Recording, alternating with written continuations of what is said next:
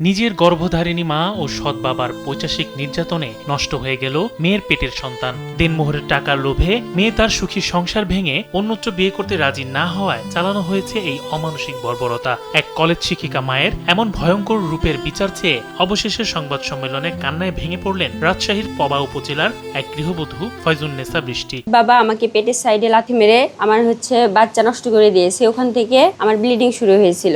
রবিবার বিকেলে পবা উপজেলার ডাঙ্গেরপাড়া গ্রামে নিজের শ্বশুর বাড়িতে সংবাদ সম্মেলন করেন ভুক্তভোগী বৃষ্টি। সেখানে লিখিত বক্তব্যে তিনি তার মা মোসাম্মদ বিউটি খাতুন, যিনি প্রেমতলী কলেজের একজন শিক্ষিকা, এবং তার চতুর্থ স্বামী অর্থাৎ বৃষ্টির সৎ বাবা মোহাম্মদ শহীদুল ইসলাম সুজনের বিরুদ্ধে একের পর এক বিস্ফোরক অভিযোগ আনেন।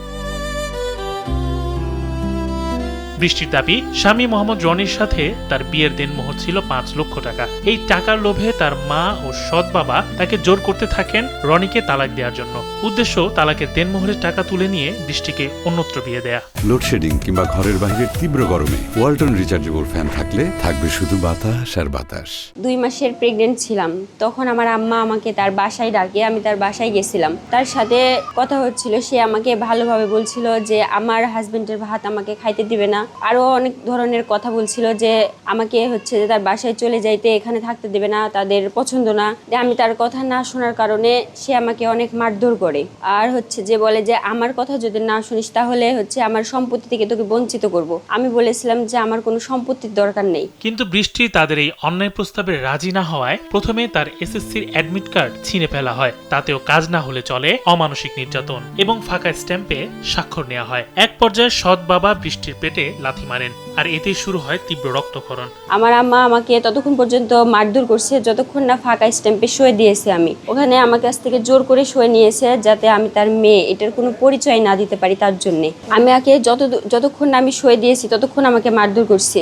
জোরপূর্বক স্ট্যাম্পে সই নেওয়ার পরে আমার কাছে থাকা আমার এসএসসি অ্যাডমিট কার্ড নিয়ে জোরপূর্বক ছিঁড়ে ফেলেছে এবং মারধর করে ওখান থেকে বাসায় এসে রাজশাহী মেডিকেলে ভর্তি হয়েছিলাম। 3 দিন রাজশাহী মেডিকেলে ভর্তি ছিলাম। হাসপাতাল থেকে চিকিৎসা নিয়ে ফিরে এসে বৃষ্টি পুঠিয়া আমতলী আদালতে নিজের মা ও সৎ বাবার বিরুদ্ধে মামলা দায়ের করেন। আর এতেই ক্ষিপ্ত হয়ে ওঠেন শিক্ষিকা মা বিউটি খাতুন। মামলা তুলে নিতে বৃষ্টি ও তার শ্বশুরবাড়ির পরিবারকে দেয়া হচ্ছে নানা হুমকি, পাঠানো হচ্ছে ভাড়াটে লোক। সুস্থ হয়ে বাসায় এসে কোর্টে গিয়ে আমরা তার নামে মামলা করি। স্ট্যাম্পের বিষয়ে, বাচ্চা নষ্ট হওয়ার বিষয়ে মামলা করি। মামলা হওয়ার পরে সে আমাকে মামলার মীমাংসার জন্য অনেক হুমকি ধামকি দেয়। এমনকি আমার শ্বশুরবাড়ির লোকজন অনেক রিস্কে, তাদের জীবন, তাদেরকে রাস্তা পথে অনেক হুমকি ধামকি দেয়, তুলে নিয়ে যাওয়ার ভয় দেখায়। তারপরে সে উকিলের মাধ্যমে যে আমাদেরকে মীমাংসার জন্য বসতে বলে। আমরা যে মীমাংসার জন্য রাজি হয় নাই, কারণ আমার সে অনেক বড় ক্ষতি করছে। আমার জীবন সে নষ্ট করে দিয়েছে, আমার বাচ্চা নষ্ট করে দিয়েছে, আমার অ্যাডমিট কার্ড কাটলে আমার পড়াশোনা নষ্ট করে দিয়েছে। তার জন্য আমি মীমাংসার জন্য রাজি হয় নাই। তবে এ বিষয়ে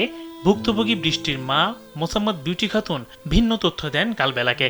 তিনি বলেন, জমি তার নামে রেজিস্ট্রি করে না দেওয়ায় বৃষ্টি ও তার শ্বশুর বাড়ির লোক তাকে হয়রানি ও ব্ল্যাকমেল করছে। হ্যাঁ, আমি ওটা পেয়েছি। ওই মেয়ে ওই ভিডিও আমাকে দিয়ে ব্ল্যাকমেল করছে। হ্যাঁ, অনেক লোককে দিয়ে আমাকে দিয়েছে, মেসেঞ্জারে দিয়েছে, হোয়াটসঅ্যাপে দিয়েছে। ওদের কি উদ্দেশ্য জানেন? এভাবে আমাকে সমাজে হয়রানি করে, সম্মানহানি করে ও মোটামুটি তাকে ব্ল্যাকমেল করবে। এবং ও যে 10 লক্ষ টাকা চাঁদা চেয়েছে যাদের কাছ থেকে, ওদের এগেইনস্টেও আমি কাশিয়াডাঙ্গা থানায় অভিযোগ করেছি।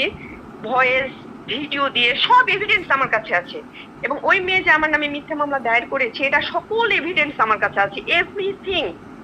এবং উনি যে ওই মেয়ে যে বলছে, ওই মেয়ে কিন্তু নেশা অ্যাডিক্টেড। ওর দেখবেন প্রত্যেকটা হাত, যদি আপনারা তার সাক্ষাৎকার নেন, দেখবেন ওর প্রত্যেকটা হাত ব্লেড দিয়ে কাটা। হ্যাঁ, আচ্ছা, ওর হাত কিন্তু ব্লেড দিয়ে কাটা। ও আমার কাছে এখন আমাকে জিম্মি করে বলছে কি যে আমার জমি রেজিস্ট্রি করে দিতে হবে ওকে এখন এই মুহূর্তে। মা ও সৎ বাবার এমন চতুরতা ও হয়রানিতে এখন চরম নিরাপত্তাহীনতায় ভুগছে পুরো পরিবারটি।